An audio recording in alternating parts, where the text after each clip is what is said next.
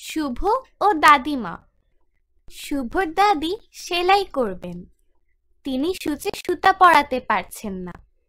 শুভ দেখতে পেল, সে দাদির কাছে গেল, বলল, দাদিমা কি হয়েছে? দাদি বললেন, চশমাটা যে কোথায় রেখেছি তাই সূচে সুতা পরাতে পারছি না। শুভ বলল, আমি চশমাটা খুঁজে আনছি। একটু পরেই সে চশমাটা নিয়ে এলো, হাসি মুখে বলল, দাদিমা চশমাটা নাও।